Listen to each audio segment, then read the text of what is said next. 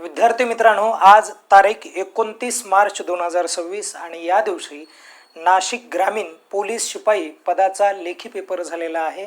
आणि लेखी पेपरमध्ये जी के कशा पद्धतीने विचारला आहे तर जी के विषयी आपण थोडक्यात विश्लेषण बघणार आहोत आणि चांगल्या पद्धतीने तुम्हाला इथे जे म्हणजे उत्तरं मिळणार आहेत ते अतिशय महत्त्वाचे किंवा ऑथेंटिक असे आन्सर्स या ठिकाणी आपल्याला बघायचे आहेत।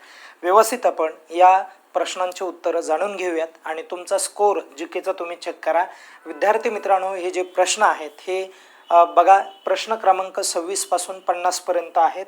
याचा आपण व्यवस्थित आढावा घेऊयात। चला सुरुवात करूयात। लक्ष द्या, बारकाईने ऐका काय म्हटलंय बघा। नाशिक जिल्ह्यातील पिंपळगाव ही शेतमालासाठी प्रसिद्ध असलेली बाजारपेठ कोणत्या तालुक्यात आहे, अशा प्रकारचा इथे प्रश्न विचारला आहे। आणि याचं करेक्ट उत्तर आहे बघा निफाड आहे। काय उत्तर आहे याचं? निफाड तालुक्यामधलं ते काय आहे तर गाव आहे।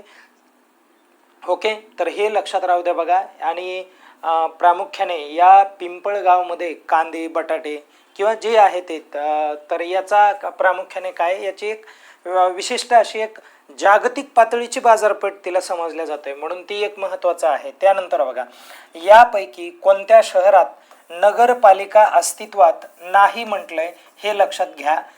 बघा, नगरपालिका अस्तित्वात नसलेलं तुम्हाला शहर सांगायचं आहे तर नगरपालिका कुठे नाही आहे तर मालेगावला नगरपालिका नाही, म्हणजे मालेगावला महानगरपालिका आहे हे लक्षात राहू द्या। कारण नाशिकमध्ये 2 महानगरपालिका आहेत, एक नाशिक महानगरपालिका आणि दुसरी मालेगाव महानगरपालिका। अशा प्रकारच्या महानगरपालिका नाशिकमध्ये बघायला मिळतात आणि इतर ठिकाणी नगरपालिका आपल्याला बघायला मिळतात। आपण थोडंसं पुढे जाऊयात। लक्ष द्या, आता गोदावरी नदीचा उगम कोठे झालेला आहे, अशा प्रकारचा प्रश्न विचारला आहे। आणि विद्यार्थी मित्रांनो, गोदावरीचा उगम जो आहे तो ब्रह्मगिरी पर्वतामध्ये किंवा ब्रह्मगिरी टेकड्यामध्ये झालेला दिसतो तुम्हाला। त्र्यंबकेश्वर हे गोदावरीचं उगम स्थान आहे, म्हणून हे पण लक्षात राहू द्या। आणि आपण विशेष जिल्हा नाशिकची सिरीज घेतली होती किंवा त्याचे लेक्चर घेतले होते आपण, तर त्या लेक्चरमध्ये हा देखील प्रश्न आपण घेतलेला होता, हा देखील होता आणि वरचा देखील होता। ठीक आहे, लक्षात आलं तुम्हाला? आपण आता पुढे जाऊयात। बघा, हा पण प्रश्न आपण त्या लेक्चरमध्ये घेतलेला आहे, तुम्ही ते लेक्चर आजही पाहू शकता, तुमच्या लक्षात येईल। महाराष्ट्राचे भरतपूर हे खालीलपैकी कोणत्या ठिकाणास म्हटलं जातं तर महाराष्ट्राचं भरतपूर मित्रांनो नांदूर मधमेश्वर या अभयारण्याला म्हटलं जातं। कारण नांदूर मधमेश्वर या अभयारण्यामध्ये स्थलांतरित पक्षी, देश विदेशी जे काय पक्षी आहेत ते पक्षी इकडे स्थलांतर करतात आणि म्हणून याला काय म्हटलं जातं, एक भरतपूर, महाराष्ट्राचं भरतपूर आहे। कारण राजस्थानमध्ये एक अभयारण्य आहे भरतपूर म्हणून, तर त्या अभयारण्यामध्ये देखील स्थलांतरित पक्षी येतात आणि म्हणून इथे काय समजलं जातं की तशाच प्रकारचं अभयारण्य महाराष्ट्रामध्ये देखील आहे आणि महाराष्ट्रामध्ये नाशिकला इथे बघायला मिळतं मित्रांनो। आणि तुम्हाला लोणार वगैरे तर माहितीच आहे। ओके, तर त्याच्याविषयी मी काय फार बोलत नाही, कारण आपलं विषयांतर जास्त नको, आपले प्रश्न आणि उत्तर या पद्धतीने आपल्याला जायचं आहे, कारण तुम्ही खूप उत्सुक असतात। बघा, आता पुढे महाराष्ट्र भूषण पुरस्कार हा जो पुरस्कार आहे हा मित्रांनो पुरस्कार कधी चालू झाला होता बघा, 1996ला सुरू झाला होता, हे लक्षात राहू द्या बघा। आणि महाराष्ट्र भूषण पुरस्कार मिळवणारे पहिले व्यक्ती कोण, अशा प्रकारचा प्रश्न विचारला आहे। तर एक लक्षात राहू द्या, विनोबा भावे हे जे आहेत 1996च्या अगोदरचे आहेत, म्हणून आपलं हे उत्तर असणार नाही आहे। आणि त्यानंतर आचार्य यात्रे हे देखील अगोदरचे आहेत। ओके, खूप जुना काळ आहे त्यांचाही, म्हणून हे दोन्ही उत्तर आपले असणार नाही आहेत। आणि बाबा आमटेंना महाराष्ट्र भूषण हा जो पुरस्कार आहे तो 2004ला मिळाला होता, म्हणून हे देखील लक्षात राहू द्या। आणि लता मंगेशकर यांना हा जो पुरस्कार आहे हा पुरस्कार 1997ला मिळाला होता, लक्षात राहू द्या।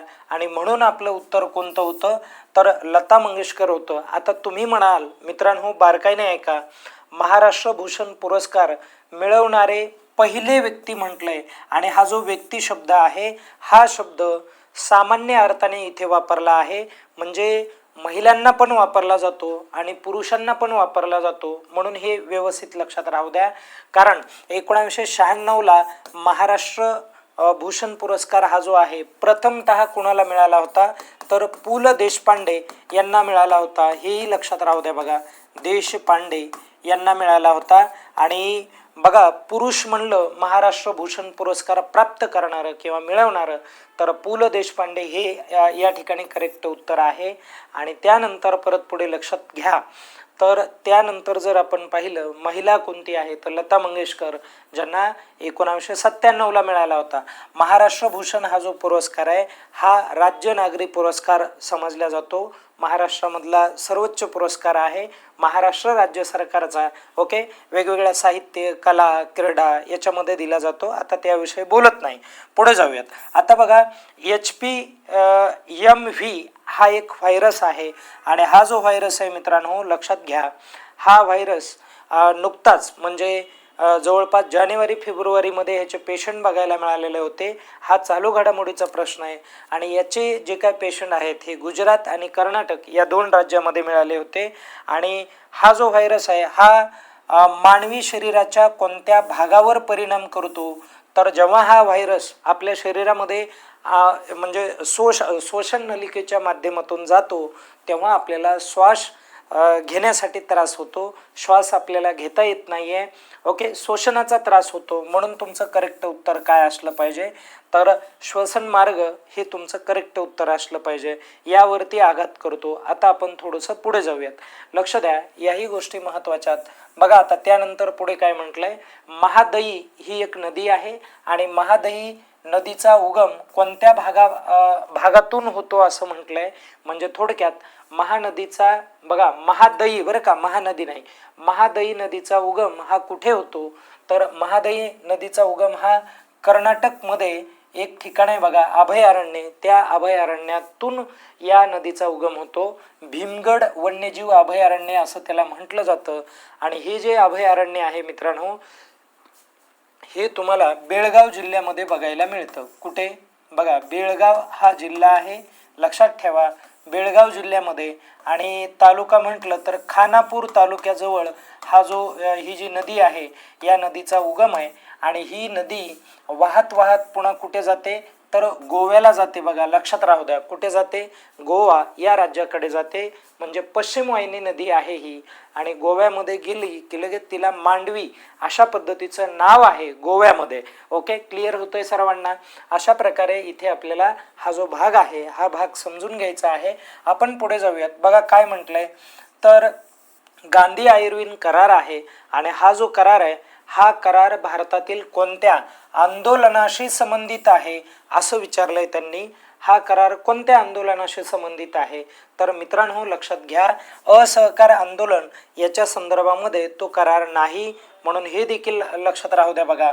ओके, तर याचं करेक्ट उत्तर काय आहे, सविनय कायदेभंग, हे लक्षात राहिलं पाहिजे. ओके, हा महत्त्वाचा भाग आहे कारण सविनय कायदेभंग महात्मा गांधींनी चळवळ सुरू केली होती. ही चळवळ झाली होती बघा 1920ला आणि ही चळवळ 1930ला अस्तित्वात आली होती, हे पण लक्षात घ्या. छोडो भारत 1942ची आहे. आता बाकीचं बोलत बसत नाही, पण सविनय कायदेभंग चळवळ महात्मा गांधींनी मागे घेतली या कराराने. आणि महात्मा गांधी हे कुठे त्यांनी भाग घेतला तर दुसऱ्या गोलमेज परिषदेमध्ये त्यांनी भाग घेतला, म्हणून हे देखील लक्षात राहू द्या. पुढे जाऊयात. डॉक्टर बाबासाहेब आंबेडकर यांनी महाड येथील चवदार तळ्याचा सत्याग्रह कोणत्या साली केला असं त्यांनी विचारलं आहे. तर महाड येथील सत्याग्रह हा जो आहे तो 1927ला झाला होता, हे लक्षात राहू द्या. 20 मार्च ही तारीख आहे मित्रांनो. कोणती तारीख आहे, 20 मार्च. ओके, हे लक्षात राहू द्या, या गोष्टी गरजेच्या आहेत. आणि हा गांधी आयुर्विन करार हा 5 मार्चला झाला होता. म्हणजे तुमच्या लक्षात येत आहे काय म्हणायचे तर कधी झाला, 5 मार्च या दिवशी 1931 तारीख होती बघा, हे वर्ष होतं.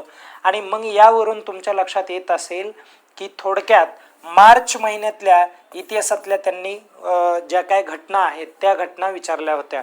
ओके, म्हणून हा भाग किती महत्त्वाचा आहे बघा, चालू घडामोडीचा, ते कशा पद्धतीने कनेक्ट करतात.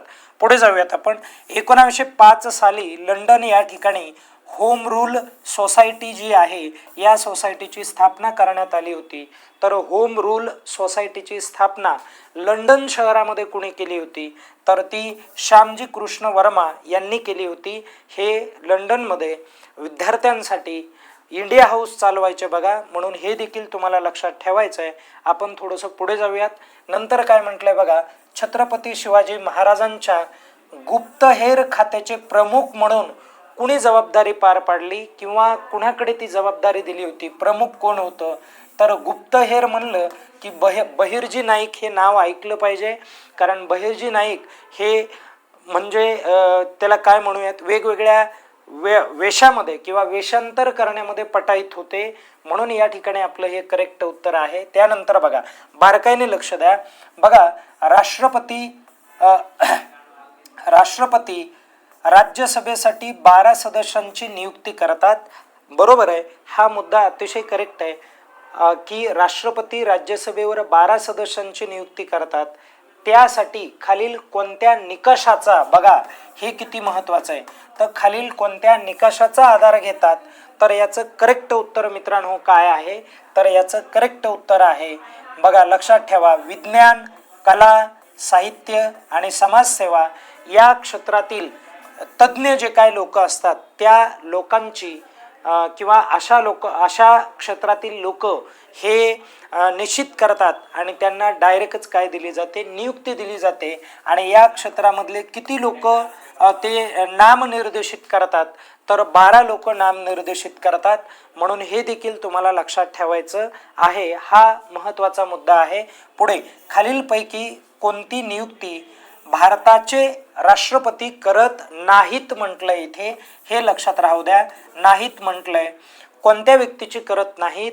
तर लक्षात राहू द्या, लष्कर प्रमुखाची 100% करतात, लक्षात ठेवा.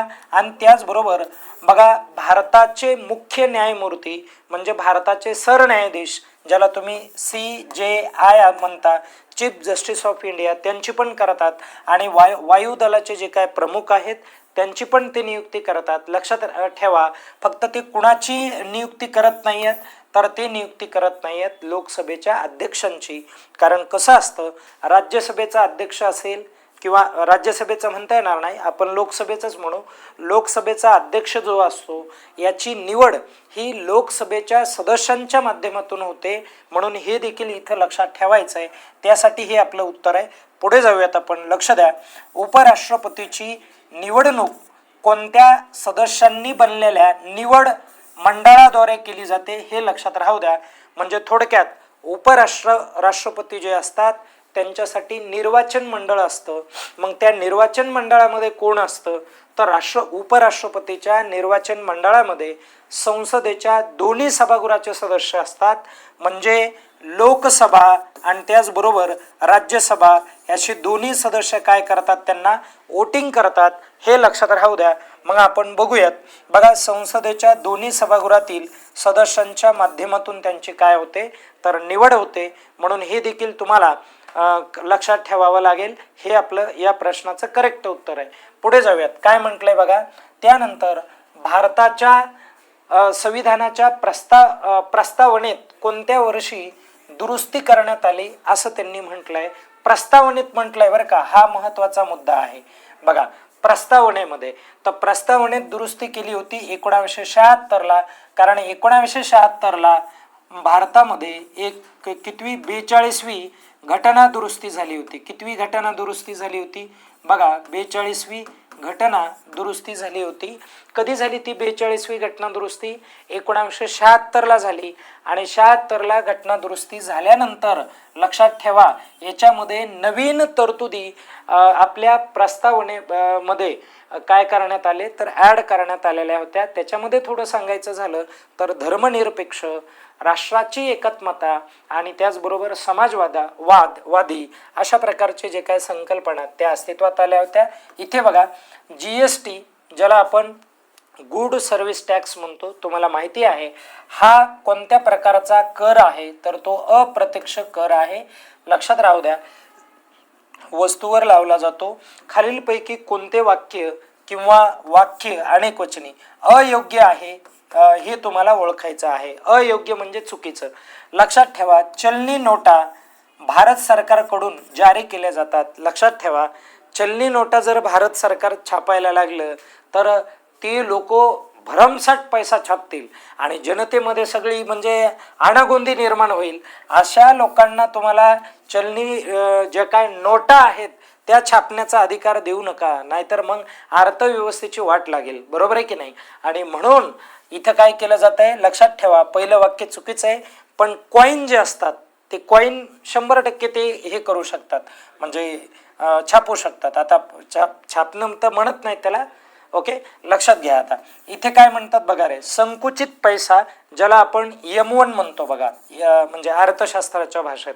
आणि M1 मध्ये लोकांजवळील चलनांचा समावेश असतो 101%. बरोबर, कळालं तुम्हाला? लोकांजवळील चलनांचा समावेश असतो म्हणजे माझ्याकडे गृहीत धरा, माझ्याकडे समजा 10 रुपये आहेत, तर हे जे 10 रुपये आहेत या 10 रुपयाला मी काय म्हणणार आहे, तर M1 म्हणणार आहे. बस, झालं, संपलं. आणि म्हणून लक्षात राहू द्या, आपलं कोणतं वाक्य चुकीचं आहे, अयोग्य ओळखायला सांगितलंय. लक्षात ठेवा, या गोष्टी महत्त्वाच्या. तर एक म्हणजे आपला पर्याय क्रमांक फक्त एकच काय आहे, अयोग्य आहे. पुढे जाऊयात. बघा, खताच्या निर्मितीत नैसर्गिक वायू हा महत्त्वाचा घटक आहे.